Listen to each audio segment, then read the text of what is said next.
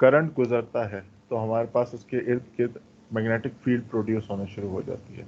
तो magnetic field produce होती है, किस तरीके से उसका रिलेशन बनता है हमारे पास ओरिजिनल किसका, सॉरी यार,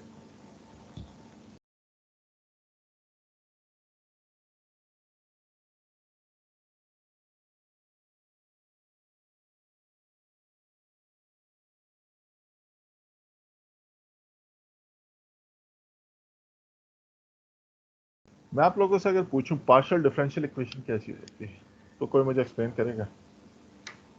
एनीवन? पीडी जिसको नाम दिया जाता है। मौज अनफॉर्चुनेटली सिर्फ मुझे अभी आपका नाम पता है, यहाँ काशान नहीं आया तो फिर काशान का नाम मुझे पता है। ठीक है,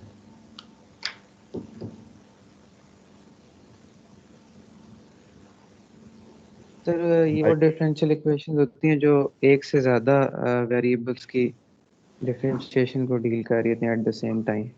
डिफ्रेंसिएशन को डील कर रहे होते हैं, या हम कह सकते हैं मतलब कि उनके चेंज को। बिल्कुल। एक जने मैं आप लोगों से सवाल करता हूँ, हमारे पास स्ट्रेस स्ट्रेन कर्व जो होती है ना, एक वैसे ही है सवाल। स्ट्रेस स्ट्रेन कर्व में एक्स और वाई डायरेक्शन के अंदर स्ट्रेस एक्स डायरेक्शन में होती है, वाई डायरेक्शन में होती है? एक्स में सर। पक्की बात है? कौन कहता है स्ट्रेस एक्स डायरेक्शन में होती है? सर वाई में स्ट्रेस होती है, एक्स में स्ट्रेन होता है। होती है। तो हम एक्स डायरेक्शन में कौन सी चीज़ को रखते हैं? इंडिपेंडेंट वेरिएबल को रखते हैं। और वाई डायरेक्शन में किस चीज़ को रखते हैं? हम अपने डिपेंडेंट वेरिएबल को रखते हैं।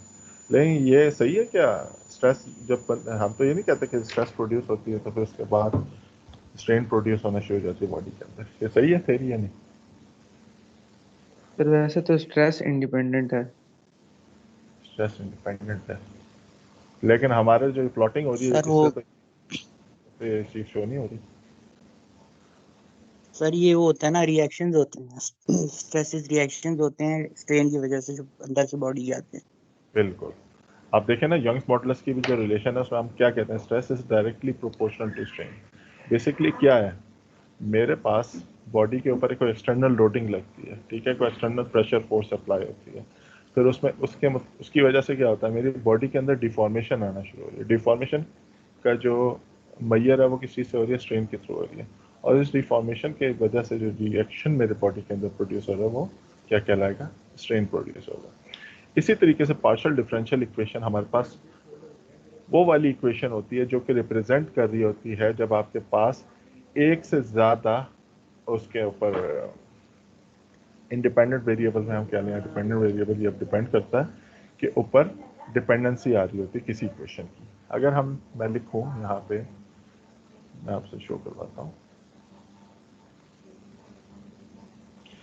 जैसे हमारे पास हीट इक्वेशन है। अब ये हीट इक्वेशन जो शो कर रही है ये सेकेंड ऑर्डर इक्वेशन, क्योंकि इसके सेकेंड ऑर्डर नीचे जो आपको नजर आ रही है ये क्वेश्चन सेकेंड ऑर्डर इक्वेशन है। अब इसको देख के मैं दो चीजें कर सकता हूँ, इसकी डिपेंडेंसी टाइम के लिहाज से भी और इसकी डिपेंडेंसी स्पेस के लिहाज से भी है। अगर ये मेरे पास, मैं अगर इसको फर्दर देखना चाहूँ तो क्या होगा, मैं कहूँगा ये मेरे पास एक वन डायमेंशनल ट्रांजिएंट इक्वेशन है। कैसे ट्रांजिएंट इक्वेशन? मेरे पास W की डिपेंडेंसी जो है, ठीक है, W मेरे पास कोई भी वेरिएबल हो सकता है, उसकी डिपेंडेंसी टाइम के रिस्पेक्ट से पाई जाती है। तो ये मेरे पास क्या हो गया? ट्रांजिएंट इक्वेशन हो गई। लेकिन मेरे पास W की डिपेंडेंसी स्पेस के लिहाज से भी पाई जाती है, तो ये क्या हो गया? और चूंकि सिर्फ एक्स डायरेक्शन में डिपेंडेंसी पाई जा रही है तो ये वन डायमेंशनल ट्रांजिएंट इक्वेशन है। अगर इसकी डिपेंडेंसी मैं कहता partial square W over partial Y square के बराबर भी है, तो ये क्या होता है? टू डायमेंशनल मेरे पास ट्रांजिएंट इक्वेशन हो जाती है, ठीक है, जिसमें मेरे पास जो स्पेस के अंदर डिपेंडेंसी है सेकेंड ऑर्डर की और जो टाइम के लिहाज से है वो फर्स्ट ऑर्डर की है। वेव इक्वेशन भी मेरे पास क्या है? वन डायमेंशनल ट्रांजिएंट इक्वेशन है, लेकिन जो dependency with respect to time है वो सेकंड ऑर्डर की पाई जाती है। तो पार्शियल डिफरेंशियल इक्वेशन जहां पे भी आप, और इसकी रिप्रेजेंटेशन आपके पास partial by partial T, partial by partial X, partial by partial Y से रिप्रेजेंट हो सकती है। ये क्यों ज़रूरी है? हमारे पास जितनी भी इक्वेशंस है, हम देखेंगे कंटिन्यूटी इक्वेशन है। कंटिन्यूटी इक्वेशन अगर हमें थ्री डायमेंशन में देखूं तो बेसिकली क्या होगा, वो transient equation partial rho by partial T plus del dot मेरे पास v के बराबर है, अगर मैं इसको शॉर्ट लिखना शुरू कर दूं तो वो 3 डायमेंशन ट्रांजिएंट इक्वेशन होती है। इसी तरीके से मेरे पास x मोमेंटम, y मोमेंटम और z मोमेंटम की इक्वेशन जब हम आगे देखेंगे तो ये सारी की सारी पार्शियल डिफरेंशियल इक्वेशन है जिसमें एक से ज़्यादा इंडिपेंडेंट वेरिएबल के ऊपर डिपेंडेंसी पाई जाती है इक्वेशन। अब मेरे पास डेल ऑपरेटर क्या चीज़ है? डेल ऑपरेटर बेसिकली क्या है? Partial by partial X I, partial by partial Y J और पार्शियल बाय पार्शियल जेड के को डिपेंड कर रहा होता है। अगर ये मैं डेल ऑपरेटर में इन टर्म्स ऑफ ये थोड़ा सा टेंसोरियल फॉर्म में रिप्रेजेंट करूं तो आप अगर कहीं देखेंगे ना यू एक्स किसी जगह देखेंगे तो बेसिकली वो रिप्रेजेंट कर रहा होगा partial you bye partial x से। यू एक्स एक्स को अगर मैं रिप्रेजेंट कर रहा हूँ तो partial square you bye partial x square. तो यानी कि मैं अगर अपनी हीट इक्वेशन को लिखना चाहूँ तो मैं इसको इस तरह भी लिख सकता हूँ, U T minus U X X is equal to 0। मैं अपनी वेव इक्वेशन को लिखना चाहूँ तो मेरे पास क्या हो जाएगा, U T minus U X X is equal to 0। बाज़ दफ़ा हम इसको सिंप्लीफाई करने के लिए, मज़ीद सिंप्लीफाई करने के लिए ना एक्स वाई जेड को ना आई जे और के से रिप्रेजेंट कर देते हैं। ये हमारे पास टेंसर नोटेशन है, लेकिन टेंसर नोटेशन को हम देखेंगे अगर हमें ज़रूरत पड़े। ये इससे बेसिकली हमारे पास इक्वेशन थोड़ी सी सिंप्लीफाई होके लिख के आना शुरू हो जाती है। अगर मैं डेल ऑपरेटर किसी वेक्टर फील्ड के ऊपर अप्लाई करूं dot as a dot product तो हमारे पास वो कहलाता है डाइवर्जेंस। से मेरे पास एक वेक्टर फील्ड है एफ जिसमें मेरे पास आई डायरेक्शन में पी, जेड वाई डायरेक्शन में क्यू और जेड डायरेक्शन में आर आपके पास वैल्यूज पाई जाती हैं। तो मैं जब अगर इसके ऊपर डाइवर्जेंस अप्लाई करूंगा तो डाइवर्जेंस बेसिकली होगी डेल डॉट एफ। अब डॉट प्रोडक्ट में आई डॉट आई जो होता है वो आपको पता है किसके बराबर होता है, 1 के बराबर होता है। यानी कि दो पैरेलल वेक्टर्स आपके पास 1 के बराबर रिप्रेजेंट कर रहे होते हैं। और अगर दो नॉर्मल वेक्टर्स हों जैसे आई डॉट जे, ठीक है, आई डॉट के या के डॉट आई, इस तरह जो नॉर्मल वेक्टर्स होंगे वो किससे रिप्रेजेंट हो रहे होंगे, आपके पास 0 से वैल्यू आ रही होगी आपके पास। तो मैं अगर इधर अप्लाई करूं डेल डॉट एफ, मुझे पता है डेल ऑपरेटर किसके बराबर है, partial by partial X I plus partial by partial Y J plus partial by partial Z के बराबर है। मैं इनका डॉट प्रोडक्ट लेता हूं तो सिंपली मेरे पास क्या आ जाता है, डेल डॉट एफ या डाइवर्जेंस ऑफ एफ मेरे पास है वो partial P bye partial x के बराबर, जो आई वेक्टर के साथ मेरे पास वैल्यू पाई जाती है उसके ऊपर एक्स डायरेक्शन का पार्शियल ऑपरेटर लग जाएगा।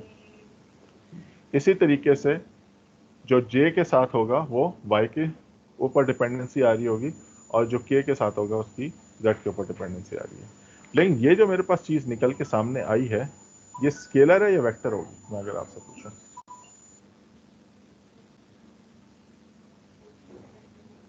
मैंने एक वेक्टर फील्ड के ऊपर डाइवर्जेंस अप्लाई की तो मेरे पास रिजल्ट क्या आ रहा है, स्केलर आ रहा है या वेक्टर आएगा? लिखा हुआ तो भी है यूनिट नीचे। वेक्टर्स एलिमिनेट हो गए हैं तो फिर ये स्केलर होना चाहिए। बिल्कुल। ये किस चीज को रिप्रेजेंट कर रहा होगा बेसिकली आपके ख्याल में? आपने पढ़ी है ये फ्लूइड मैकेनिक्स 2 के अंदर, शायद आपको याद नहीं आ रहा हो।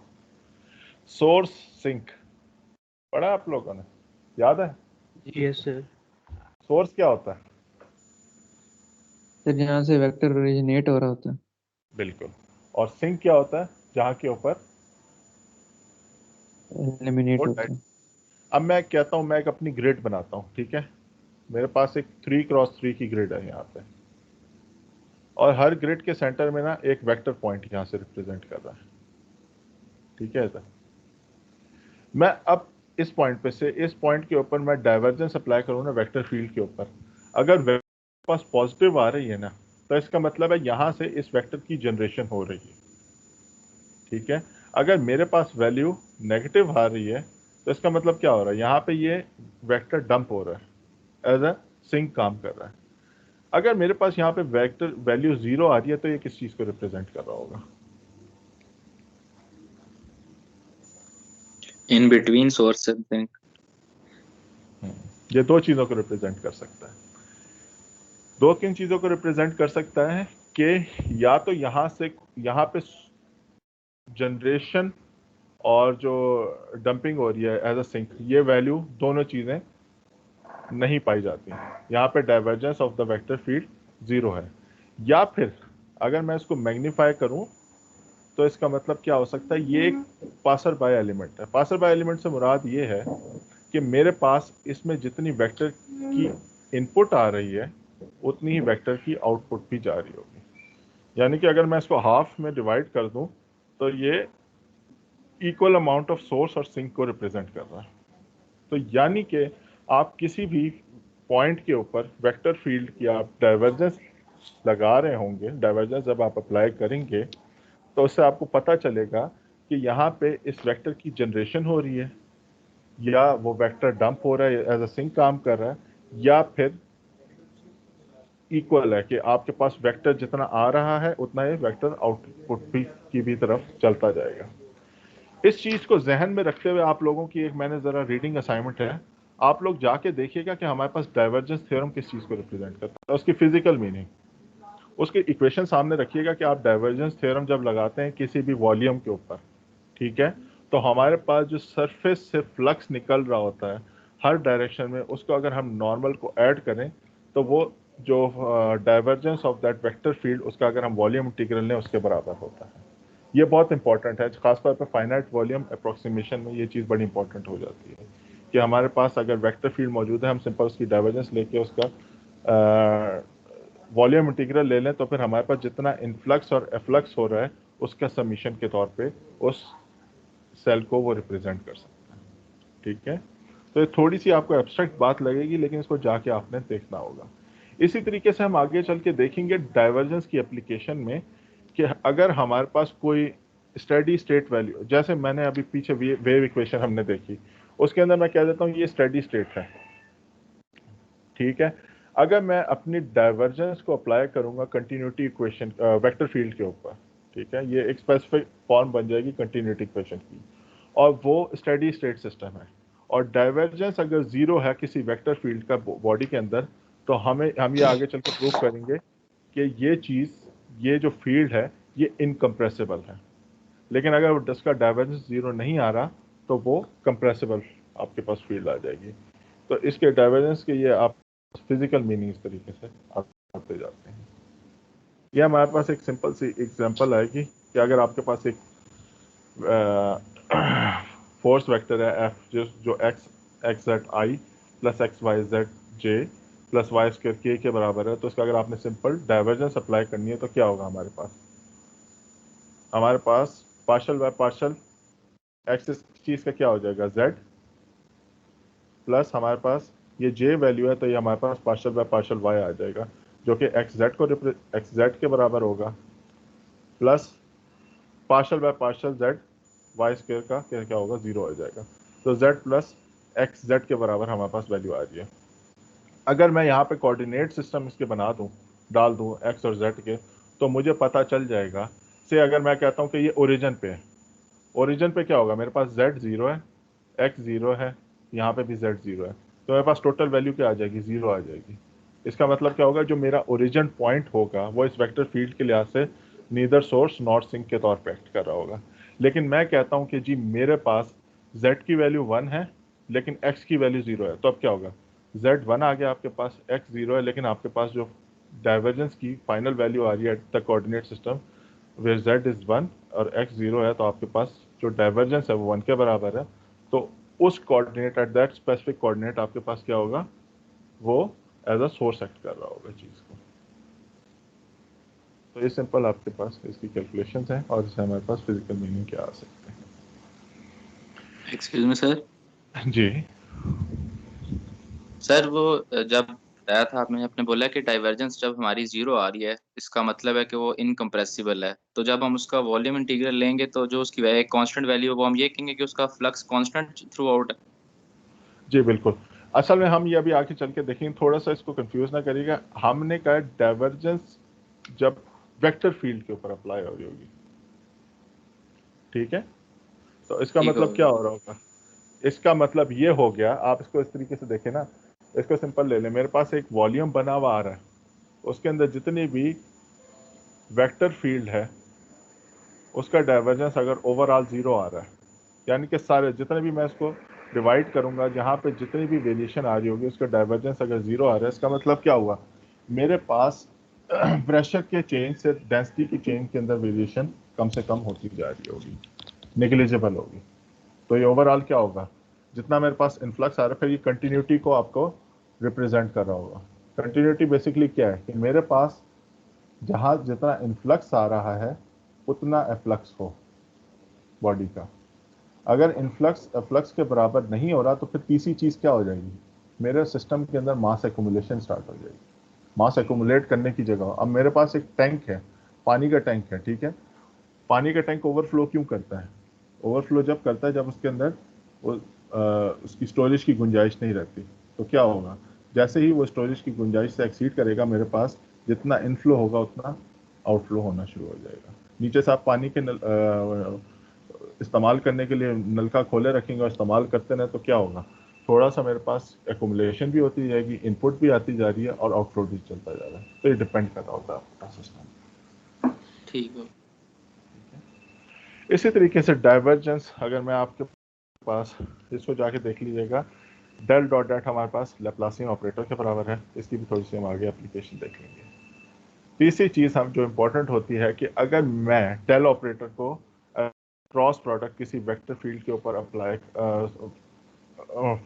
अप्लाई करूं तो मेरे पास जो आंसर आएगा वो रिप्रेजेंट कर रहा होगा कि मेरे पास फ्लो रोटेशनल है या इरोटेशनल है। ठीक है, अगर वो 0 के बराबर है तो मेरे पास उस स्पेसिफिक पॉइंट के ऊपर इरोटेशनल फ्लो पाया जाएगा, और अगर फ्लो 0 उसके बराबर कर्ल ऑफ जो है वेलोसिटी वेक्टर 0 के बराबर नहीं है तो मेरे पास फ्लो रोटेशनल हो सकता है। ठीक है, तो ये हम आगे चल के देखेंगे, ये इनकी वो आती जा रही है, एप्लीकेशन के तौर पर आएगा। तो आप लोगों को मैं ये दूंगा, एक असाइनमेंट आप लोगों की रीडिंग असाइनमेंट, नेक्स्ट टाइम उसके ऊपर डिस्कस करेंगे। क्या है कि डाइवर्जेंस थ्योरम देख के उसकी फिजिकल मीनिंग क्या है, कि किसी सेल वॉल्यूम के ऊपर या किसी भी सरफेस के ऊपर आप डाइवर्जेंस थ्योरम की जब एप्लीकेशन करते हैं तो उसका फिजिकल मीनिंग क्या आ रहा होता है। ठीक है, तो ये हम नेक्स्ट टाइम डिस्कस करेंगे। और फिर हम चलेंगे अपने मटेरियल डेरिवेटिव की तरफ। मटेरियल डेरिवेटिव आपको संजल की बुक के अंदर भी मिल जाएगा, मनसन की बुक के अंदर भी मिल जाएगा, लेकिन हम थोड़ा सा इसकी डेरिवेशन नेक्स्ट टाइम उसको थोड़ा डिफरेंट पर्सपेक्टिव से करेंगे मटेरियल डेरिवेटिव की। ठीक है, डिफरेंशियल फॉर्म में। तो हम देखेंगे कि क्या निकल के आता है। तो मटेरियल डेरिवेटिव और डाइवर्जेंस थ्योरम, इन दोनों चीज़ों को देख के आइएगा, इसका थोड़ा सा बैकग्राउंड होगा तो हम इंशाल्लाह हमारे लिए चीज़ों को समझना इंशाल्लाह आसान होता जाएगा। ठीक है एवरीवन, ओके सर। आज के लिए फ़िलहाल इतना ही। थोड़ा सा मुझे निकलना था, मैंने आपसे डिस्कस किया था, तो इंशाल्लाह नेक्स्ट टाइम जो है हम थोड़ा सा इसको डिटेल में डिस्कस करेंगे। अच्छा, एक और चीज़ भी थी, एक मैटलैब की कमांड है क्यूवर के नाम से, QUIVER, ज़रा नोट कर लें आप लोग सारे।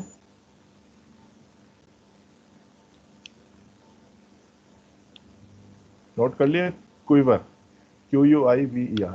ये अगर आपने वेक्टर प्लॉट करना हो ना किसी स्पेसिफिक कोऑर्डिनेट्स के ऊपर से, अगर आप कोई भी ये आपके पास जो सामने आ रहा है ना फील्ड आ रही है, इसको 2 डायमेंशनल में ले जाएगी, XZI प्लस XYZ की, और इसको 2D में ना 5x5 यानी कि 0 0 0 1 0 2, इसी तरह 1 1 1 2 1 3, इन कोऑर्डिनेट्स के ऊपर आप प्लॉट करेंगे ना तो ये आपको वेक्टर जो एरोज जो है ना वो प्लॉटिंग सिखाएगा। तो इसको ज़रा जाके देखिएगा ये कमांड कैसे काम करती है। मैं प्लॉट करके भी दिखाऊंगा, लेकिन इसको भी थोड़ा सा देखना चाहिए। ठीक है, चलें फिर मैं अभी का फ़िलहाल कंक्लूड कर रहा हूँ, तो इंशाल्लाह नेक्स्ट टाइम इसको। एक्सक्यूज मी सर, जी जी एक्सक्यूज मी सर, जी सर ये स्लाइड्स अपलोड कर दीजिएगा। हाँ, स्लाइड्स में अपलोड कर दूंगा, बुक भी मैं अपलोड कर दूंगा, इसकी तो परेशानी नहीं। ठीक है, चले यार, थैंक यू वेरी मच। अल्लाह हाफिज़ सर। हाफिज़। अल्लाह हाफिज़।